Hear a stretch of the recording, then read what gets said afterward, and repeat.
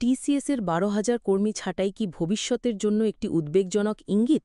ভারতের প্রযুক্তি পরিষেবা খাতের অন্যতম বৃহৎ প্রতিষ্ঠান টাটা কনসালটেন্সি সার্ভিসেস টিসিএস সম্প্রতি শিরোনামে এসেছে ২০২৬ সালের মার্চের মধ্যে প্রায় ১২,০০০ কর্মী ছাঁটাই করার সিদ্ধান্ত নেওয়ার কারণে।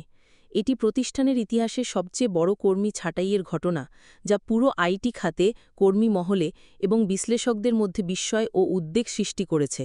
বহু বছর ধরে টিসিএস স্থিতিশীলতা এবং ঘিরে পূর্বানুমানযোগ্য বৃদ্ধির জন্য পরিচিত ছিল, কিন্তু এই বড় আকারের ছাঁটাই ইঙ্গিত দিচ্ছে ভারতীয় আইটি খাতে একটি নতুন যুগের সূচনার, যেখানে কৃত্রিম বুদ্ধিমত্তা, অটোমেশন এবং বৈশ্বিক পর্যায়ে ক্লায়েন্টদের পরিবর্তিত প্রত্যাশা কেন্দ্রভূমিতে।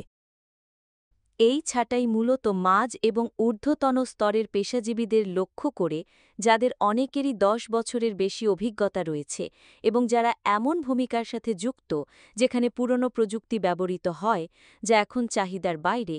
অন্যদিকে কৃত্রিম বুদ্ধিমত্তা, ক্লাউড কম্পিউটিং ও উন্নত ডিজিটাল অবকাঠামোর মতো নতুন প্রযুক্তির প্রতি চাহিদা দ্রুত বাড়ছে।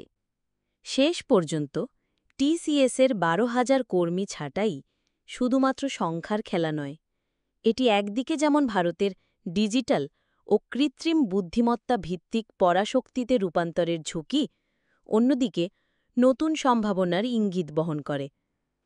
কর্মীদের জন্য বার্তাতে স্পষ্ট, অবিরাম শেখা এবং প্রযুক্তিগত চটপটতা এখন আর বিকল্প নয়, বরং টিকে থাকার শর্ত।